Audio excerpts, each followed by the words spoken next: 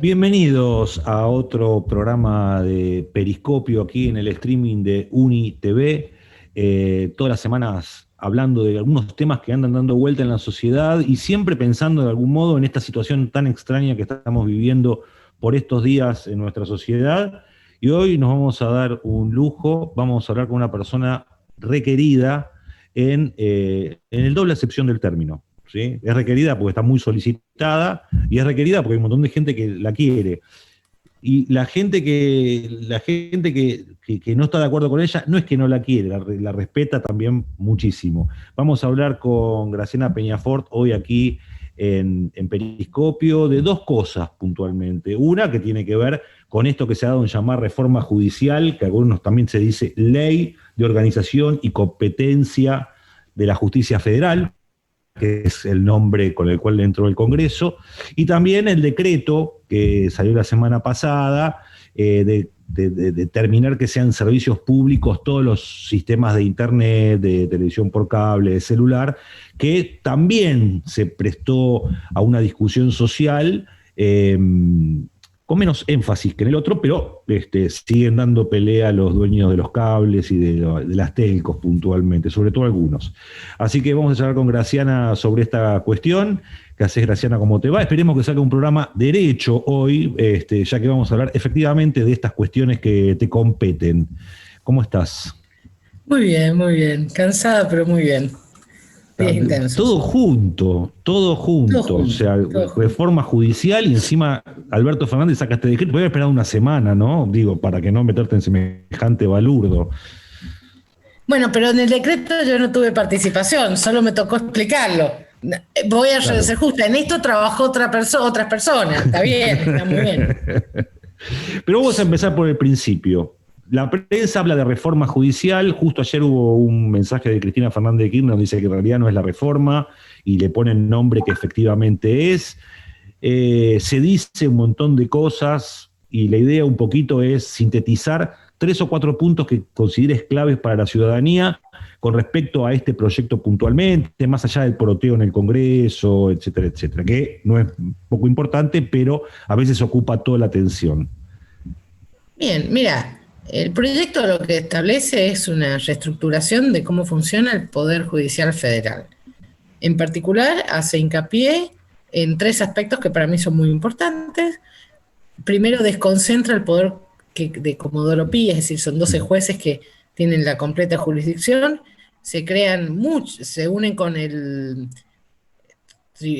los juzgados penal económico y además, como todos los juzgados tienen dos secretarías, una de esas secretarías pasa a ser, pasa a ser un nuevo juzgado, con lo cual va a terminar con 46 juzgados.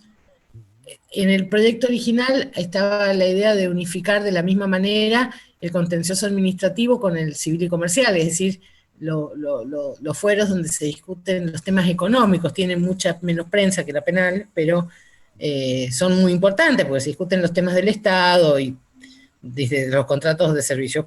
Todo eso pasa por esos dos fueros, que la verdad es que tienen competencias a veces difusas, y en general siempre hay planteos de competencia. Entonces unificarlo parecía una buena idea, finalmente el proyecto determinó que no se unifican, sino que va a haber una suerte de órgano conformado por los propios jueces encargado de superar esos problemas de competencia, lo cual ya es un avance, porque si no, los problemas de vos empezás el juicio y te plantean el problema de competencia y estás un año peleando competencia. Esto va a ser un trámite mucho más acotado y por lo cual va a ser que los procesos sean muy rápidos, o más rápidos, que no tengan ese primer paso del tema de competencia. Otro tema que me parece a mí que es central es cómo desconcentra la justicia federal en el interior del país. En el interior del país hay jueces con competencias múltiples. Los jueces federales hacen civil federal, contencioso federal y penal federal. Eso genera un nivel de trabajo y de atraso, además, que además ni siquiera es exigible a los propios jueces. O sea, por ejemplo, en San Juan son 2 jueces para todo. Y además uno de ellos tiene toda la competencia electoral, con lo cual ahora lo que se hace es, y esto es importante señalar, hay que pensar que cuando estás en materia penal tenés plazos corriendo que son fatales para el proceso. Entonces, ¿qué es lo que pasa? Muchas áreas se atrasan porque los jueces están desbordados con los temas penales. Bueno, ahora se van a crear jurisdicciones penales federales por fuera de esto. Y se van a crear además distintas cámaras en el interior del país que tiene por objeto que también desconcentrar el nivel de apelación, porque resuelven estos jueces tarde, lento, y después tenés que irte en muchos casos a otra provincia a apelar, porque la Cámara de Apelaciones está en otro lado. Es decir, entonces se crean más cámaras. En general ahí lo que se intenta es agilizar, en ese caso sería más agilizar los procesos porque judiciales. Aparte también, ¿por qué? Porque pensá que el proyecto prevé algo que es importante, que es que desde que se aprueba la ley, en 2 años tiene que aplicarse el acusatorio. El acusatorio es el nuevo Código Procesal Penal. Quería haber empezado a regir en el 2015, hay que implementarlo, hay que crear la estructura, la nueva fiscalía. Entonces no empezó a regir. Y Mauricio Macri lo suspendió. O sea, tenemos una ley vigente, pero suspendida. Entonces, eso genera, es mucho más rápido, mucho más ágil, va en pos de la realidad, pero eso también necesita una cierta inmediatez, además con la apelación. Con lo cual, eso parece, es otra de las grandes reformas. Y otra cosa que a mí me parece que es muy significativo, ya existe, pero está muy bien que se reitere, es se establecen las reglas de comportamiento de los funcionarios judiciales, que la verdad los hemos visto muy degradados, no es que no existían, pero nadie les había recordado, entre otras cosas que tiene que tratar igualmente a las partes. Son cosas que están muy bien. Y a mí otra cosa que me parece sumamente interesante es que es una modificación que establece en el sistema de concursos. ¿Y por qué es esto? Porque en los concursos uno presenta antecedentes, da una clase, pero hoy pasaba esto. Después ibas a la entrevista personal y la entrevista personal podía implicar que el que estaba último pasara a ser el primero, porque era una cosa totalmente discrecional. Y establece que ahora el límite va a ser del 15% del puntaje. Es decir, nunca que salió último va a salir primero con la entrevista personal. Pero además establece algo que está muy bien, y es que todo este proceso de selección de jueces va a ser público. Y incluso se espera que sea televisado. Algo que a mí me parece sumamente bien porque es un sector que siempre está lleno de una oscuridad que da poca confianza en el sistema. Y si no tenemos confianza en el sistema que eligen los jueces, ¿qué confianza vamos a tener en los jueces?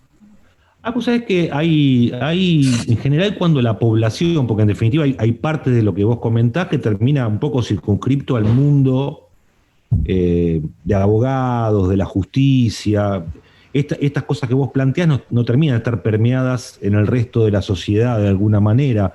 Cuando se piensa en los servicios que da el Estado o los derechos que tenemos los ciudadanos, siempre se hace hincapié en la educación, en la salud.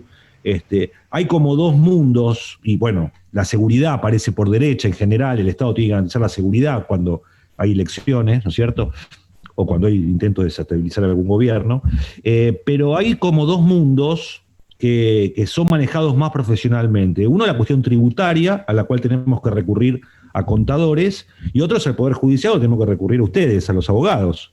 Eso, de alguna manera, ¿no podría ser pensado a futuro para que efectivamente el Poder Judicial permita el acceso de la ciudadanía o tenga una relación más directa? No vamos a hablar en la cuestión de impuestos, ¿no?, donde también se da esta situación, para que de algún modo uno tenga un vínculo más directo y no quede preso después en discusiones extravagantes como las que estamos viendo por estos días. Mira, yo no es que no lo veo deseable, lo que me cuesta es ver cómo. Porque ¿cómo va a interactuar el ciudadano? Por ejemplo, ¿cómo vas a hacer que el ciudadano sepa que los plazos se cumplen y que si no se realizan ciertos actos en cierta instancia, después ya no los podés pedir de nuevo? Si hay una parte técnica, es como que me dijeras que alguien quiere hacer la cuestión tributaria sin saber ni sumar ni restar.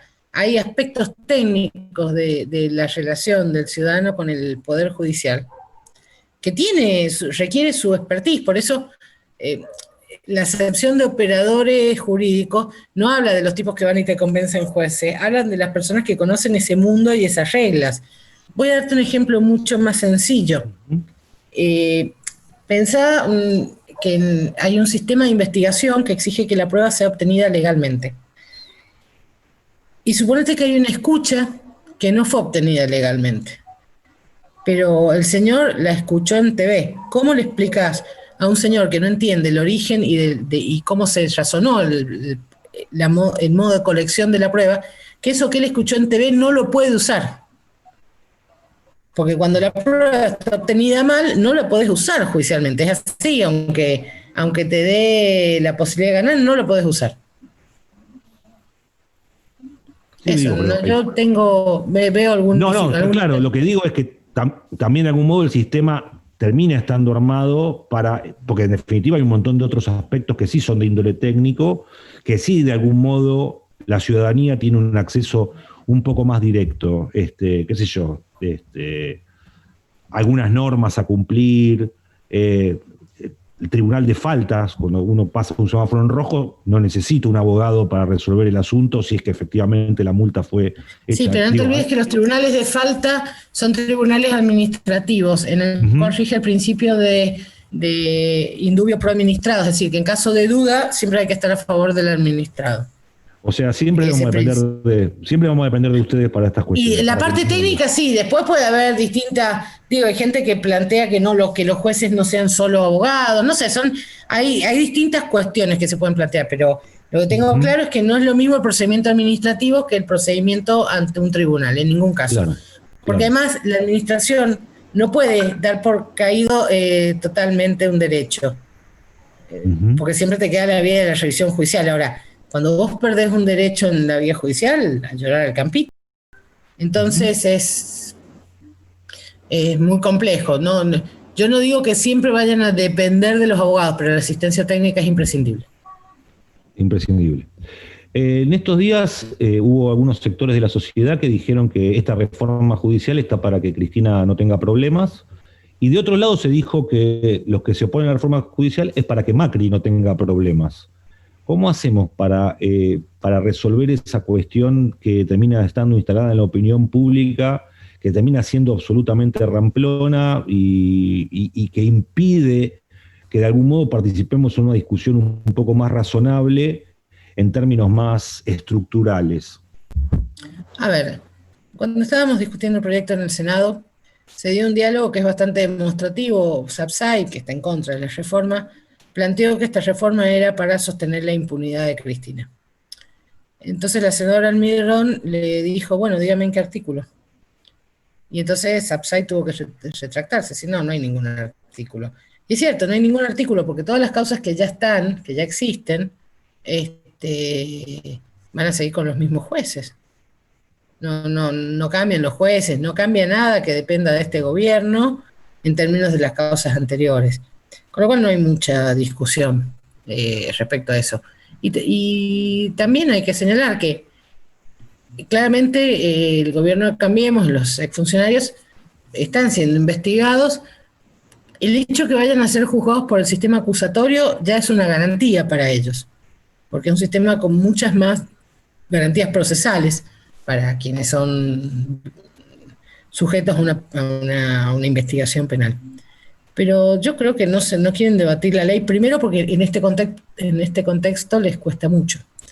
Es decir, ¿qué van a hablar cuando hay una investigación sobre mesa judicial, otra sobre espionaje ilegal? O sea, no tienen mucho margen para el discurso público. O sea, ¿viste? Es como...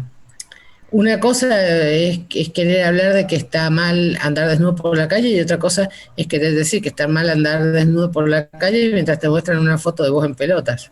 O sea, no tenés cómo defender las posturas. Pero además también hay un esquema de Poder Judicial que el macrismo moldeó a su gusto, primero para la persecución y ahora para la protección. Y por eso tampoco quieren dar la discusión. No, esta es una ley. En general, quien vaya a ser investigado en causas que se armen con la vigencia de la nueva ley van a tener más garantías que con la antigua, sin duda, pero no hay ninguna búsqueda de impunidad. Ahí planteaba, decía hace un ratito que en el tuit de ayer o antes de ayer de Cristina dice que no es una reforma, que no es una reforma como se soñó. Ahora, vos como una persona de derecho, yo no sé si esta cuestión del acceso a la ciudadanía es un problema o no, una reforma que debería incluir, digo, porque ahí aparecen cuestiones, aparte de las que planteamos en términos de agilidad, que era un poco lo que decías vos al principio, hay otra cantidad de cuestiones. Bueno, pero esas cuestiones no están en esta, esto es una reforma de estructura, pero tampoco hay una reforma de ciertos procedimientos, de cómo se van a implementar. Claro, una reforma judicial implica revoluciones. Esto simplemente es una nueva estructura que va a seguir funcionando. No hay un cambio digo, para mí va a ser más revolucionario el código inquisitorio, el código acusatorio sobre el inquisitorio, porque ahí sí va a cambiar cómo conocemos los juicios hoy. Claro. Pero claro, esto es una reforma de estructura, es como cuando ustedes llegan a la universidad y tenés un organigrama. Acá estás cambiando el organigrama, si después cambiás, además de cambiar el organigrama, tenés que cambiar cómo se relacionan los cuadraditos. Esto es un cambio del organigrama, que tiene algunas cosas que interesantes sobre cómo se van a vincular los distintos cuadraditos, pero no deja de ser un cambio de organigrama. Claro, no es una reforma en ese sentido.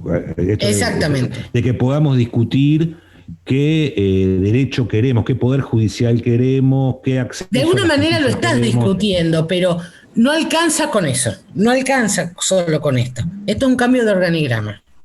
Y por ejemplo, como te decía hace un rato, uno al verlo más de afuera, ¿con qué reformas uno podría soñar vinculado a el poder judicial en la Argentina? No me mires con esa cara. No.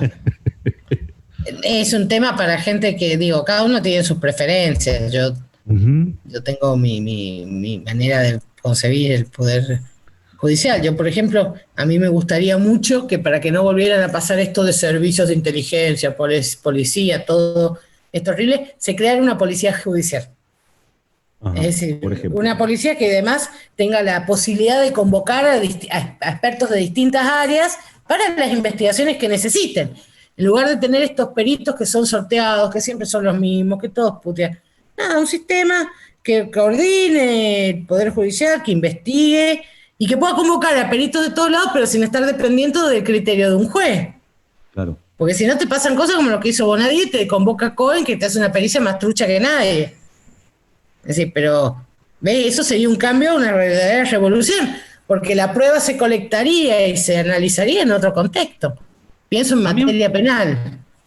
Pero a mí me llama la atención, yo en alguna oportunidad que estuve en tribunales, me llamó la atención, francamente, estoy afuera de esa situación, que por ejemplo cuando entra el juez todos se ponen de pie, son cosas difíciles de imaginar. Y son resabios que quedan del sistema inquisitorio. Vos pensás que el sistema inquisitorio es un sistema en el cual la justicia finalmente era el monarca, ¿sí? O sea, a medida que se va en la antigüedad, los reyes eran jueces, más allá que lo podían o sacerdotes, eran personas.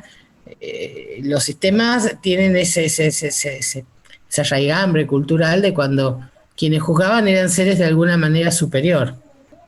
O sea, la República no llegó al Poder Judicial todavía.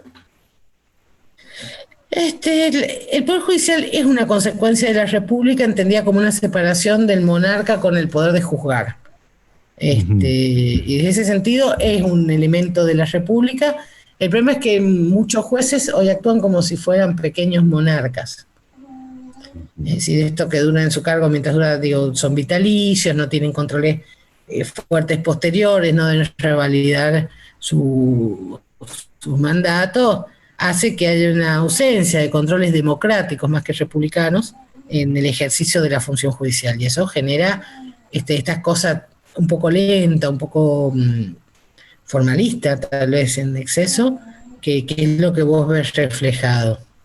Igual también eso tiene que ver con el escaso nivel de renovación real que tiene el Poder Judicial, no porque no aparezca gente nueva, que aparece, pero hay un sistema muy endogámico en el cual los hijos de los jueces después van a ser jueces o van a ser fiscales, y los hijos de los fiscales, pues, es decir, es un sistema que tiene como una cosa endogámica, con reglas propias del grupo de pertenencia, por eso muchas veces hablamos de la corporación judicial.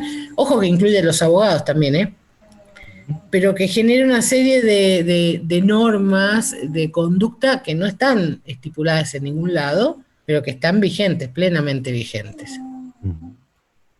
No, ahí, porque pasó esto con todo el tema de la pandemia ahora, que se publicaron muchas fotos de maestras dando errores, marcando errores y qué sé yo, y hay veces que, ¿no? que uno no observa lo que pasa esto, ¿no? que efectiva el buenos días, su señoría, es algo cotidiano para un montón de ciudadanos en Argentina, y que si se mostrara un montón de gente diría que es todo esto, ¿no? Es como que termina siendo Igual, como muy ajeno. ahí te voy a decir una cosa, eso no es exactamente, a ver, yo voy y le digo a los jueces buenos días, pero a esta altura ya es como decirle hola Cacho. O sea, también lo cotidiano ha hecho que baje. Distinta es la situación de quienes no trabajamos de manera constante en ese mundo. Yo lo veo, por ejemplo, en los casos de los chiquitos en conflicto con la ley, es decir, eh, hay como capas. Hay ciertos estratos donde, aunque formalmente se sigue con la formalidad, aunque suene redundante, la verdad que tiene una cosa un poco más relajada, no siempre, pero tiende a relajarse. Y hay sectores que son muy mirados con mucho prejuicio por parte del Poder Judicial, para quien nunca se relaja en esas cosas.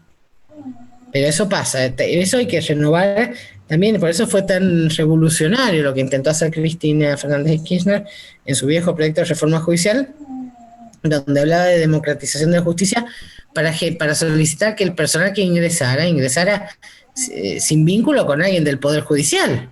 Claro. Porque si no es la misma lógica que se duplica. Aparte, se casan entre ellos, se ponen. O sea, es un mundo. A mí me duele hablar de ellos porque yo asumo que, aunque no me gusta, yo soy parte de ese mundo. Pero, digo, me cuesta hablar porque también estoy hablando de mí también. Y me parece un poco hipócrita, pero no, es una lógica que hay que romper, porque si no, no vas a cambiar las modalidades de trato. Más allá que en forma interna algunas de esas cosas, digo, porque no es lo mismo cuando vos hablas con un juez que tiene 1500 años, ¿entendés? Que te ve y te dice que dice, ay, esta pendeja. ¿Entendés? Que cuando el juez tiene tu misma edad, hoy a mí me pasa esto, hoy hay compañeros míos de la facultad que ya son jueces. Sí. Es decir, claramente alguien que conoces de la facu, no lo vas a tratar igual que alguien que se te aparece como la figura de autoridad. Uh-huh. Cuando yo empecé, todos los jueces eran grandes, eran profesores de la facu. Entonces uno le tenía al juez el mismo respeto que le tenía al profesor de la facu. Claro. Hoy yo soy la profesora de la facu y mi compañero de al lado es el juez. Entonces, le decís su señoría y un poco, a ver, un poco le está diciendo hola Cacho, no en todos los casos, pero le decís su señoría eso. Igual, pero igual le decís su señoría. Digo, y ahí tenemos una amiga en común, Mariana Moyano. Es como mis amigos que me dicen doctora, ¿entendés? Yo me llamo Graciana, me dicen Grace, pero mis amigos me llaman y dicen, ¿qué haces, doctora? O doctora, ¿entendés? Pero pasa eso, es... Recién vos decías, bueno, a mí me da un poco de cosa hablar, porque yo formo parte también de ese mundo. Bueno, tiene un componente hasta, uno podría decir, de cierta traición al mundo en el que uno habita, en términos de criticarlo y formar parte al mismo tiempo. Pasa en las mejores familias, por supuesto, ese tipo de cosas. Los trapitos sucios se limpian adentro, es la frase popular. Y cuando se sacan afuera, la cosa se complica.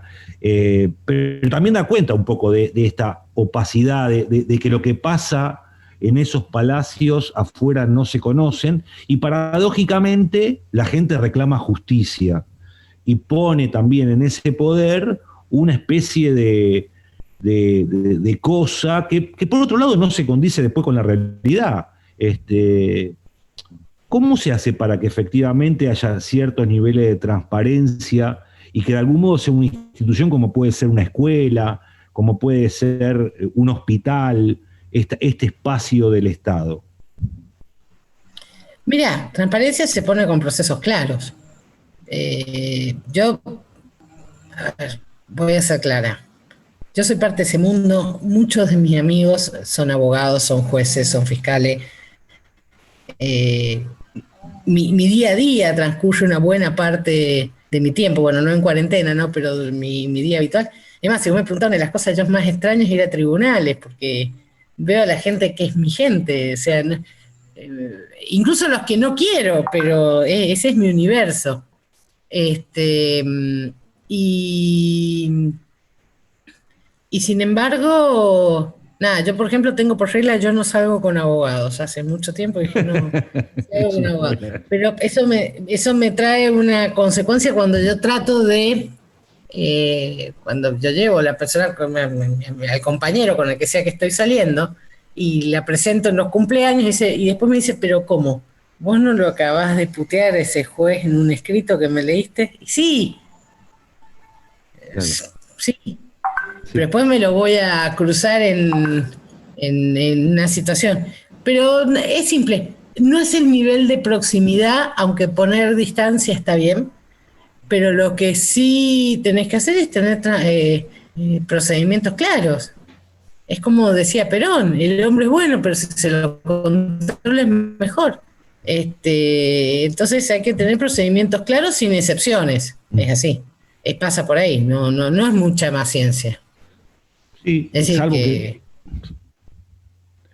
salvo que en definitiva eso queda como una cuestión más de índole técnica y de cierta puesta en escena de los conflictos dentro de ese espacio y nosotros como sociedad de algún modo terminamos agarrando harapos y construyendo discursos, digamos, por decirlo de algún modo, con esos harapos. Digo, yo un poco me vuelve a mí la discusión de la ley de medios, donde de algún modo el gran logro de esa discusión es que toda la población entiende que cuando mira, no mira inocentemente y que sabe que hay alguien que está hablando desde un lugar puntual y de algún modo quedó roto esa idea de reflejar la realidad, de ser un espejo de la realidad. Y eso lo entendieron todos, toda la población, o un porcentaje enorme de la población. Los que ven C5N saben que dónde está y los que ven TN exactamente igual. Es muy difícil que alguien en la sociedad diga, no, los medios son un reflejo de la realidad. Casi que se le ríe hasta mi tía en un asado si alguien dice eso. Eso con el Poder Judicial todavía mantiene esas construcciones. y porque los conocen Más o menos, menos. pero esa estaría, por eso te digo, más transparencia, que los conozcan, que los vean actuar. Te voy a dar un Ujú, ejemplo. Muchos de los juicios se transmiten, ¿eh? ujú, Vos lo transmitís, se transmiten online. Lo que ujú. pasa es que no veo a la gente siguiendo, es decir, también es ponerte a buscar y entender, y porque hay un tema que no es menor y es que entender los procesos judiciales implica un tiempo de estudio, es así. Vos lo podría ver, digo, yo hay juicios que sigo porque me interesan. Los transmite el CIF y me parecen interesantes, porque me interesa el tema, porque me quiero ver cómo resuelve algún abogado cuestiones en el juicio. A ver, asumo, para mí es divertidísimo. Entiendo que para el común de la sociedad pueda no serlo. A mí me No parece entendés apasionante. nada. Hay un componente ahí dramático incluso que como que en la prensa lo cubre, digamos, los policiales y que bien podría ser Claro. aprovechado en la justicia para Sí, dar pero cuenta de esas situaciones. Pero bueno, eso no y termina sí, de esto ocurriendo. te voy a dar una cosa en la que tenés razón. Hay una cosa que sí tiene el sistema judicial, que es la oscuridad del lenguaje. En general, el sistema judicial habla con lenguajes oscuros, incomprensibles, que solo entiende gente que pasó y sufrió una facultad de derecho. Y eso claramente dificulta mucho la cercanía de la sociedad con el proceso. A mí me gusta mucho la iniciativa, tiene un grupo de abogadas, de juezas, que están tratando de entender, de escribir las sentencias de manera fácil, sobre todo los juzgados de menores, para que el menor pueda entender qué es lo que le está diciendo. Es tipo, mira, una pelea de tenencia, dice, tu mamá y tu papá, que te quieren mucho, discutían qué días tenés que ver a cada uno. Y hemos decidido que para que puedas verlo a los dos, o sea, que explican con lenguaje coloquial para que finalmente el que es sujeto de la decisión pueda entender la decisión.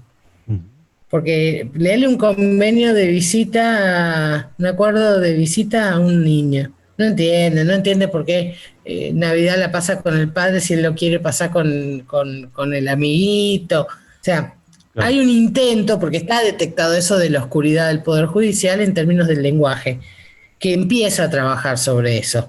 Lo que pasa es que detrás del lenguaje que, viste, quien nomina, domina, diría Úrsula Le Guin. Algunos gastroenterólogos hacen lo mismo, ¿no es cierto? Claro, algunos pero médicos hacen hay algo de eso y hay un trabajo pendiente del Poder Judicial en eso, sin duda. Me parece que hay que acercar las sentencias a las personas a través de un lenguaje que cualquiera pueda entender. Eso es un punto. Las cuestiones de género dentro del Poder Judicial, ¿tenés alguna calamidad? ¿Por qué? Una calamidad. El Poder Judicial tiene una matriz machista, es así. Es machista y patriarcal. Lo ves en el tratamiento de las mujeres, ya sean que las mujeres son sujetas a procesos penales, por ejemplo, lo ves en las jerarquías. Nosotros tenemos, por ejemplo, una sala de apelaciones en Comoropí que no tiene ninguna mujer. Y tenemos solo 2 juezas mujeres. Cantidad de fiscales mujeres, 2. Me ibas a contar el caso de San Juan. No es de San Juan. Ah, ¿no? Es de Geminiani, que es un juez de casación. Bueno, lo que te estaba contando. Este juez le dio una orden a una secretaria de casación, cuya jefa es una mujer. La secretaria de casación le dijo, déjeme preguntarle a mi jefa. El señor se indignó, dijo que no lo quería obedecer, que estaba encubriendo. Terminó siéndola detener. Y esto quedó caratulado como privación ilegítima de la libertad. La causa cayó en un juzgado y la fiscal que quedó asignada es una gran fiscal que tiene Comoropí, una mujer joven, se llama Paloma Ochoa, que es una activa militante del Ni Una Menos. Bueno, recusaron a la fiscal por que no podía intervenir en este tema por su militancia por el Ni Una Menos. Impresionante. Es como si yo hubiese recusado a Stornelli por haber sido funcionario de Scioli. O sea, lo ideológico en los hombres no pesa, en las mujeres sí. Para mí fue un escándalo. Y después lo ves en las PEN. Es una cosa, es muy patriarcal, es muy machista y las políticas de género es realmente tremendo. En medio de la discusión de la estructura, una jueza planteó una cosa que me pareció muy bien. Van a crear 46 juzgados. Hoy, de los 46 juzgados, ¿cuántos ocupan mujeres? 2. Nadie se le ocurrió decir cosas tan básicas como que, bueno, que el resto sean mujeres. Equiparemos que haya tantos hombres como mujeres. Salvo a quienes militan la igualdad de género. No, el Poder Judicial no es un lugar igualitario.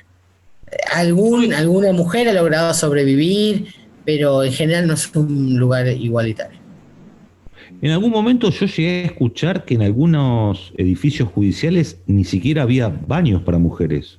En la Corte Suprema hay solo 2 baños para mujeres. Uno está en la planta baja y otro está en el 6º piso. Yo lamento mucho, por ejemplo, cuando estaba Petraki, como juez de la Corte, a muchas abogadas nos daba autorización para usar el secretario, el señor que está en custodia, para usar el baño. Porque cuando estás litigando, imagínate, vos estás litigando en el 4º piso y te estás haciendo pis. Y tus opciones son o subir 2 pisos al 6º, que está donde suele estar muy lleno, o bajar 4 pisos a la planta baja. O sea, es una situación compleja, efectivamente. Eso pasa en la Corte Suprema. Porque esas cosas, por ejemplo, no se saben a nivel general, ustedes, los abogados, lo toman Yo como lo he algo. contado, en mis notas lo he contado. Sí, es verdad. Pero no mucha gente. Por eso, obviamente, en algún momento. Porque a la gente le da vergüenza decir que va al baño. ¿Se puede resolver esto o no se puede resolver? Sí, claro que se puede, pero hacen falta políticas activas y que las implemente. Nos olvidamos que el Poder Judicial es un poder que dirige la Corte Suprema. Sí, no la dirige el gobierno nacional, el Poder Ejecutivo. Lo que hay que hacer es poner activamente a trabajar la política de género en el marco del Poder Judicial, y eso lo tiene que hacer el propio Poder Judicial, que es un poder independiente. Con respecto a la reforma judicial, uno dice, bueno, hay sectores que se oponen. Me gustaría tu opinión sobre quién es el sector más fuerte que se opone, porque algunos piensan la oposición política, otros piensan algunos poderes concentrados y otros focalizan en la familia, ¿no? En la familia judicial. Y la familia judicial se opone, claramente. ¿Cuál es el más fuerte? ¿Cómo lo podríamos poner en orden? ¿Quién se opone más? No, lo que pasa es que es como toda relación, siempre es una relación de fuerza. Es imposible decir quién es el más fuerte porque es una relación de fuerza. Pero me refiero entre todos los que se oponen. Porque para algunos es Cambiemos, para otros es Manieto. No, para otros esa es la teoría de creer que los poderes no se intervinculan, es imposible. O sea, en el mundo no hay malos muy malos y buenos muy buenos. Lo que hay son relaciones. Y cómo se articulan esas relaciones determinan la resolución o no de los conflictos. Es decir, claramente hay un sector del poder económico que no quiere saber nada porque el Poder Judicial les resulta un ámbito propicio para defensa de sus intereses. Claramente hay sectores del poder mediático que tienen otros intereses y que también les resulta muy cómodo el actual funcionamiento del Poder Judicial porque les brinda además impunidad e información. Dos cosas que el periodismo, impunidad en términos de que no van a ser perseguidos por lo que publiquen. Por darte un ejemplo, hace un tiempo un periodista pasó escuchas que era una afectación al derecho de la intimidad, la Corte sacó una acordada, nadie denunció al periodista por eso. Es decir, porque esas cosas pasan. Y después está la familia judicial que desde la sensación de que desde un lugar de pertenencia, hace años que pertenecen a ese universo, se pregunta ¿por qué viene esta gente extraña a decirnos cómo tenemos que actuar si esto funciona muy bien? No sé si hay uno más fuerte. Lo que hay son relaciones que se vinculan. No hay un mega malo, no hay un satánico doctor no del Poder Judicial, no existe eso. No, pero digo, a veces algunos cambios en algunas cosas, mismo la gente que forma parte de ese esquema es más resiliente a los cambios que la superestructura, por plantearlo en esos términos. Y en este caso, por eso te lo preguntaba. Y depende, digo, no es lo mismo, digo, vos imagínate todo lo que hemos hablado del Poder Judicial y todavía no hemos hablado de los gremios. Pero los gremios dentro del Poder Judicial tienen fuerza, pero a vos no se te ocurra como un factor de fuerza. Ajá. ¿Por qué? Porque el trabajador judicial básicamente no se siente, no todos, ¿no? Pero no hay una sensación de que sos un trabajador como sos trabajador gastronómico. Sos un trabajador del Poder Judicial. Tenés un estatus, es decir, nadie consigue paritaria, pero vos sí la conseguís igual, porque tu manera de resolverlo es distinto. Hay una sensación de pertenecer a un grupo de élite, que no quiere decir que haya un montón de gente que no piense eso, pero en la lógica hay una pertenencia que está muy afianzada. Y además pasa esta situación que es muy particular. El sueldo de los trabajadores judiciales está atado al sueldo de los jueces. Entonces es uno de los pocos lugares que el que te da órdenes te tiene que ganar bien para que vos también ganes bien. No está en la puja distributiva. No, vale. Sí, en general casi todas las instituciones públicas requieren una discusión. Todos discuten siempre lo que tienen que hacer los otros, no nosotros. Claro. O sea, en las universidades pasa lo mismo, es uno de los pocos temas de investigación que no hay. Nadie investiga en la universidad.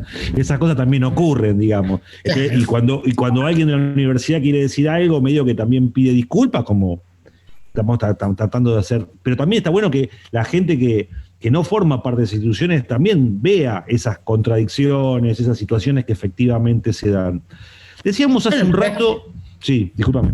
Hay que mostrarlas. Yo, por ejemplo, hace muchos años que escribo una columna todos los domingos contando las cosas que pasan en el Poder Judicial, una gran idea de Horacio Berbisky que me dijo, Grace, ¿viste esas cosas con las que vos no secás la mente? ¿Por qué no las escribís? Entonces cuento qué juez se odia contar, qué fiscal se odia contar. O sea, lo que pasa ahí adentro, porque Claro. hay que acercar, y trato de contarlo además en un lenguaje que entienda todo el mundo. O sea, que no sea una sentencia alambicada. Pero hay que visibilizar, pero el problema es que es difícil visibilizar porque en general pasa esto. Los que nos movemos en ese mundo nos cuesta un poco. Es como hablar mal de tu grupo de amigos, ¿viste? Algunos los querés más, otros los querés menos, pero te los encontrás en los cumpleaños. Bueno, a los miembros del Poder Judicial los puedes querer más o menos, pero te los encontrás en los pasillos. O sea, yo ese, digo, un día me van a acusar de ser el Truman Capote del Poder Judicial.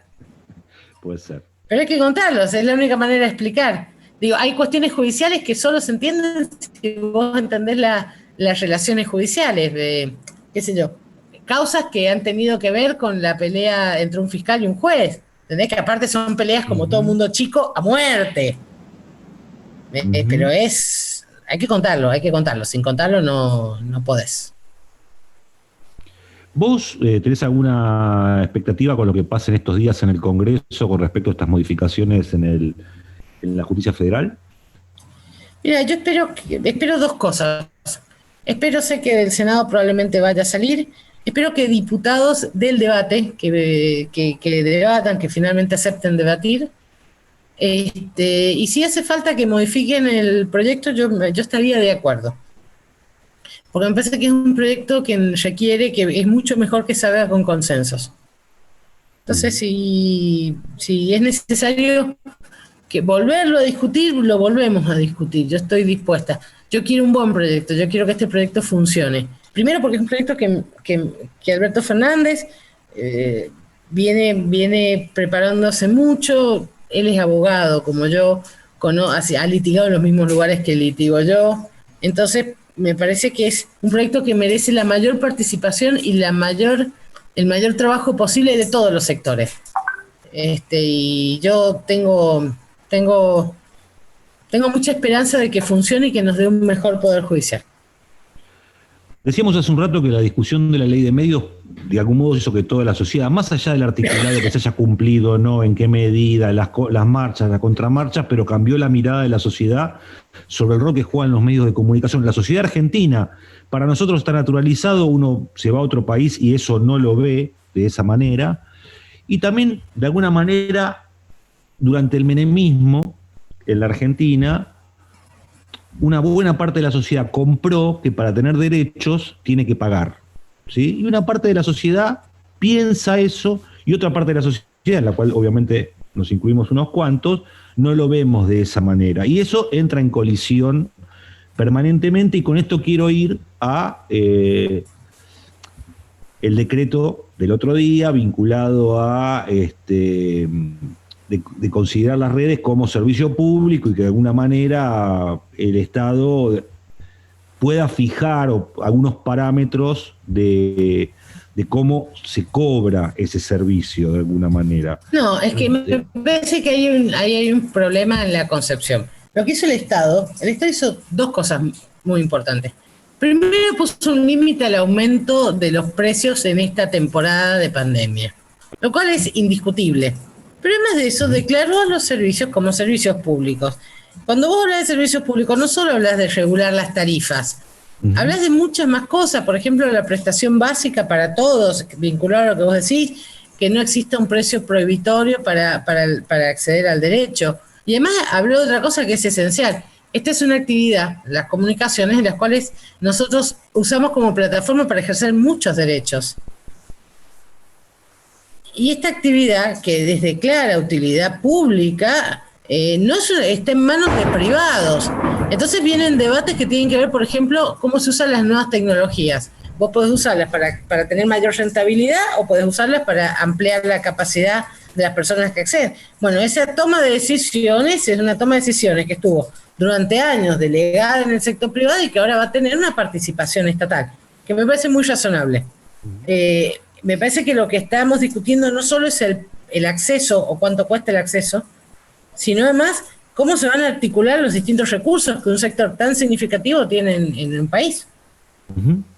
La pregunta ahí tiene que ver también esto que marcás vos, porque en realidad hoy por hoy Internet, y se vio claramente durante la pandemia, y pagar Internet funciona como un peaje a hacer un montón de actividades, casi todas, no solamente a ejercer los derechos, como bien decís vos, sino a todo, prácticamente. Estamos encerrados o con muy poca movilidad mucho tiempo y nos entretenemos por Internet, vemos a nuestros familiares por Internet, pedimos turno para cosas por Internet, tomamos clase por Internet, damos clase por Internet, etcétera, etcétera. Es impensable pensar en un sistema en el cual el servicio de Internet se mantenga en manos privadas, gestionándolo, pero que de algún modo el oferente, el cliente sea el Estado y no cada individuo en particular, y que se pueda negociar en ese sentido. No, ¿y por qué? ¿Por qué el Estado sería el oferente si lo presta un privado? Porque O sea, yo no me tiene pregunto, no, pero la pregunta es la siguiente, va en este sentido. ¿Qué pasa? Digo, las calles, yo circulo por las calles de mi barrio y no pago peaje en cada una de las calles. Y sin embargo, Sí, pero el las calles Estado, se pagaron con un impuesto que se pagó para eso. ¿Cómo vas a claro, tener...? claro, Pero... digo, ¿qué pasaría? La pregunta yo hago lo siguiente, ¿qué pasaría si así como la universidad se financia con presupuesto público, el servicio de Internet se financia con presupuesto público? ¿Sería delirante pensarlo de esa manera? Sí, yo te voy a decir que lo que pasa, los montos de inversión que requiere la actualización tecnológica en materia de servicios de comunicación, yo creo que es casi inalcanzable para un Estado en soledad. Sí o sí necesita inversiones, porque después te va a pasar esto. En pandemia, ¿le das de comer a la gente o les das internet? Sí, Entonces, pero a ver, yo vuelvo sobre. Y la pregunta es esta: digo, las rutas en Argentina las hizo el Estado con impuestos efectivamente a tal fin, y en base a eso se desarrolló el transporte de carga, se desarrolló la industria automotriz, si no, no hubiera pasado. Y por otro lado, los anillos digitales más importantes en general que hay en la Argentina fueron inversiones públicas también, en gran medida. no, Desde esa yo no, perspectiva lo no, pienso. yo no lo veo, no lo veo posible que lo brinde el Estado. A ver, ¿cómo se, vos Yo no imaginate lo dije que que costaría el no Estado? dije, disculpame, Graciana, no dije que lo brinde el Estado, que lo brinde Telefónica, pero que la factura la pague el Estado en ese caso, y que negocien los precios entre el Estado por brindar servicio a toda la población. No, que se mantenga con gestión privada, eso no digo que sea una empresa pública. No lo veo, no sé si el Estado podría pagar la factura que pagamos todos los argentinos que accedemos a Internet, no sé si, ni siquiera sé si hay fondos para eso. Bueno, se podría pensar. En algún momento, me acuerdo que cuando se transmitió el Mundial de Fútbol, fue muy económico. Eran No escucho. $2 por fútbol. Que cuando se transmitió el Mundial de Fútbol hace 6 años aproximadamente, el monto de lo que se pagó fue relativamente mucho más barato que si cada uno de nosotros hubiera pagado su pack a una empresa que brindaba ese servicio. Pero bueno. No, pero lo que pasa es que ahí pasó que los derechos fueron del Estado. Porque nosotros cuando pagamos el Estado los transmitía como interés público y no pretendía obtener rentabilidad. Perfecto. Pero cuando vos le pagás a la empresa tiene que recuperar lo que invirtió y además ganar dinero. Claro, sí, por Entonces, supuesto. pero ¿cómo haces con la rentabilidad de las prestadoras de servicios? Por eso, no sé si el Estado está en condiciones de pagarlo, no lo sé, nunca me lo pregunté. Porque una cosa es que el Estado decía, bueno, yo voy a pagar la conectividad en las zonas vulnerables, para que no tengan que ir a buscar a los chicos y mandarlos a la escuela en plena pandemia, yo les voy a dar la conectividad. Pero eso es un sector determinado. Ahora sí, bueno, yo voy a hacerme cargo de la conectividad de todo el país, me parece un poco inviable, no lo veo, la verdad es que no lo veo. Por ahí es una limitación mía.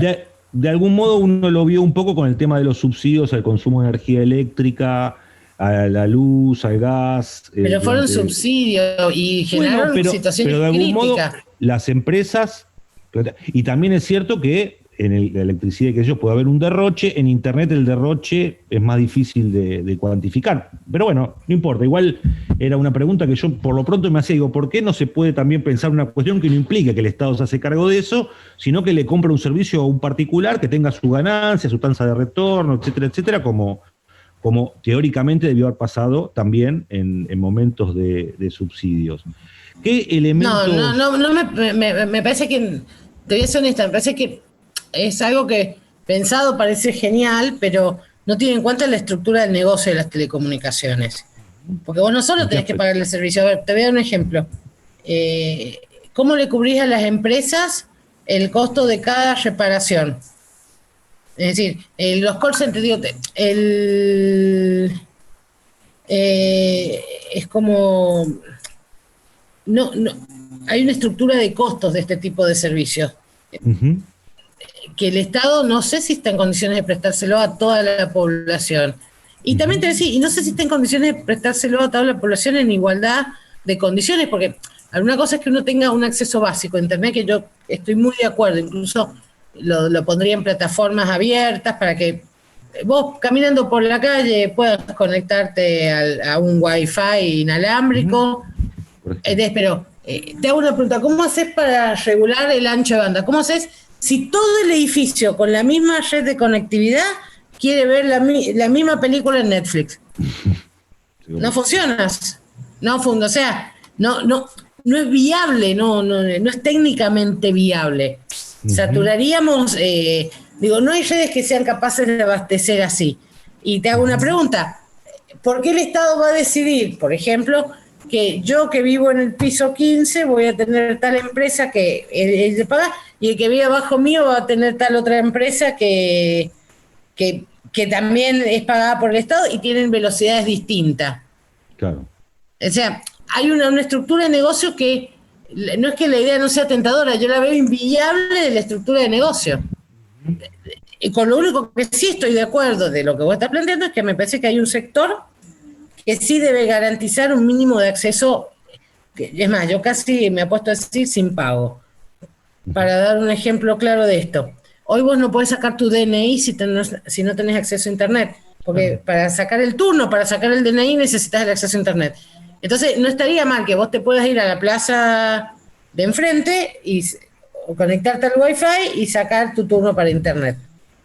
Pero no sé si eso alcanza para satisfacer todas tus necesidades. Probablemente no te puedas ver una peli, no puedas bajar música, no puedas tener esta conferencia, esta videoconferencia. Entonces, hay que regular, yo creo que hay que regular, y por eso a mí me gusta mucho la idea de servicio público, que es un servicio regulado. ¿Qué alcance, para sintetizar, qué alcance tendría, aparte de la cuestión tarifaria y de tener un servicio básico a un costo razonable para los sectores más vulnerables? Y las reglas características de todo servicio público. Por ejemplo, la generalidad, el cumplimiento de normas de prestación.